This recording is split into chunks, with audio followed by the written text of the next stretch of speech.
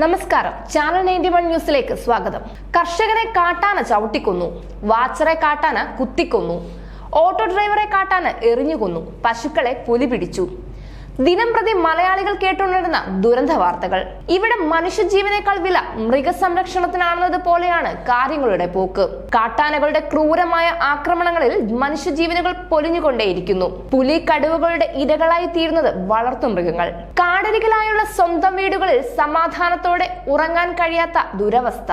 മാസങ്ങളോളം മണ്ണിൽ രക്തം വിയർപ്പാക്കി അധ്വാനിച്ചുണ്ടാക്കുന്ന കൃഷി വിഭവങ്ങൾ മുഴുവൻ മാന്തിപ്പറിച്ചെറിയുന്ന കുരങ്ങന്മാരും പന്നി സംഘവും കാട്ടാനക്കൂട്ടങ്ങളും വേറെ. കാട്ടാന ആക്രമണങ്ങളിൽ ചിതറിത്തെറിച്ച കൂടപ്പിറപ്പിന്റെയോ ഉറ്റ ചെങ്ങാതിമാരുടെയോ മൃതശരീരങ്ങൾ കണ്ട് മാനസിക നില തകർന്ന് ഹൃദയം നുറുങ്ങിയൊന്ന് പ്രതിഷേധിച്ചു പോയാൽ ജാമ്യമില്ലാ വകുപ്പുകൾ ചുമത്തി കാരാഗ്രഹങ്ങളിൽ തള്ളാൻ കാണിക്കുന്ന പോലീസിന്റെ ധാർഷ്ട്യം അധികാരദ്രോഹത്തിന്റെ മറ്റൊരു വശം.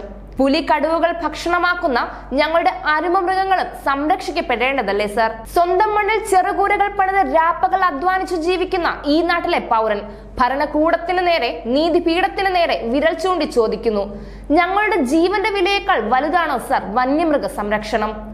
പുലി കടുവകൾ ഭക്ഷണമാക്കുന്ന ഞങ്ങളുടെ അരുമ മൃഗങ്ങളും സംരക്ഷിക്കപ്പെടേണ്ടതല്ലേ സർ?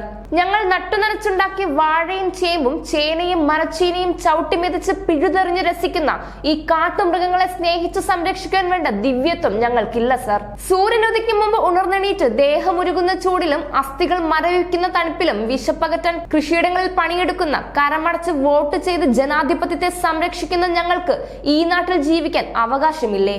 കൈകൂപ്പി കേഴുകയല്ല സർ, വിരൽ ചൂണ്ടി ഓർമ്മപ്പെടുത്തുകയാണ്. ഞങ്ങൾക്കും ജീവിക്കണം അന്തസ്സോടെ, അഭിമാനത്തോടെ, സുരക്ഷയോടെ. ഇത് നിങ്ങൾ ഭരണാധികാരികളുടെ ഔദാര്യമല്ല, പിറന്ന മണ്ണ് ഞങ്ങൾക്ക് നൽകിയ അവകാശമാണ്. News desk, channel 91.